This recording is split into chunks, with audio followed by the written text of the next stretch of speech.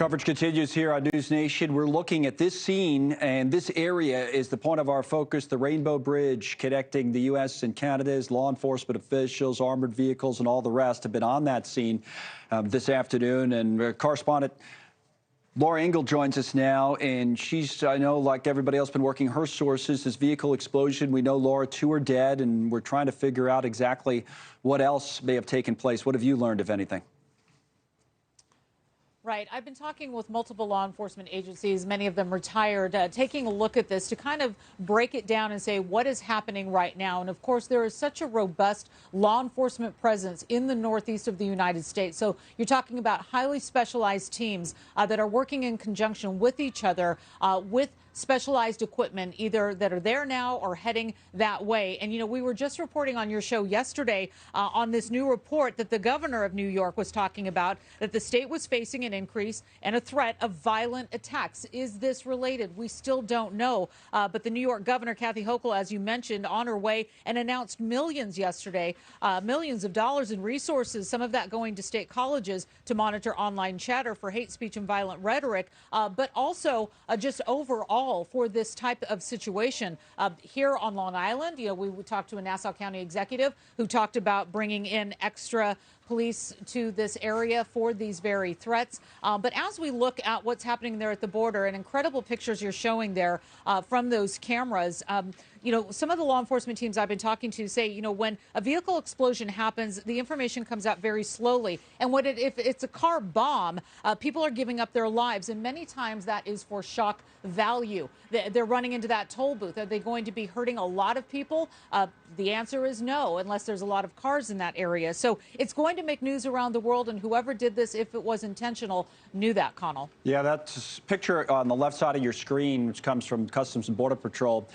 Sources, Laura, gives us an idea of how much damage was done by this explosion. To go back to your reporting from yesterday on the threat specifically against New York, I remember from our conversation that there was nothing specific, right? They weren't, for example, worried specifically about one of the border crossings, Canada in particular. There was they didn't at least disclose to us anything that they knew about specific threats, did they? No, and we had tried to get that report, in our hands so we could see exactly what these threats were. And of course, that report was not released publicly, and it usually never is. But overall, the violent threats that have been made, that have been picked up with intelligence, knowing that there is chatter going on, we don't know if this was a part of it. But there was a lot of concern about it, and that's why the governor came out and talked about these threats and talked about talking to your people, talking to your kids.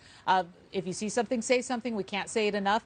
I've done this story every single year I've been a reporter in New York about heightened security the week of Thanksgiving. We talk about it every year with the parade, with the balloons being blown up in New York City.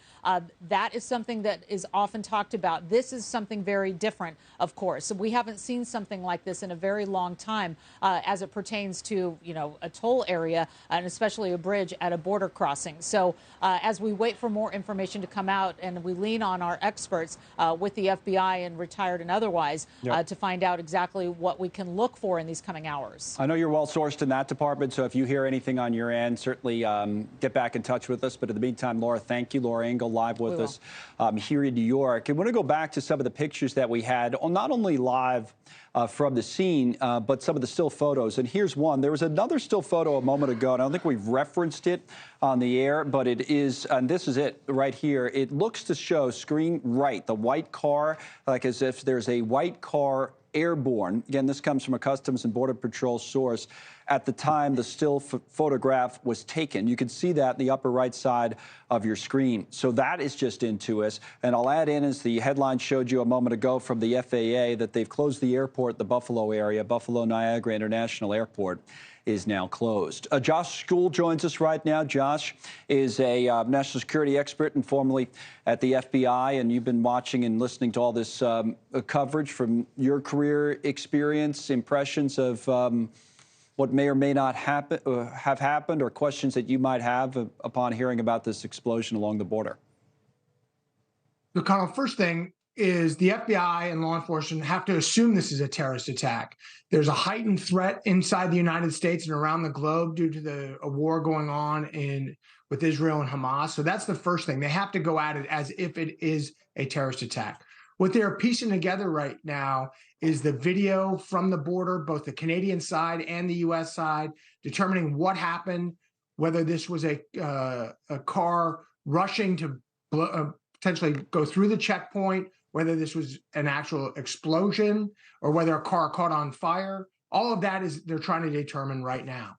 Thanks so much for watching. Just go to joinnn.com to find News Nation on your television provider. And don't forget to click the red subscribe button below to get more of News Nation's fact-driven, unbiased coverage.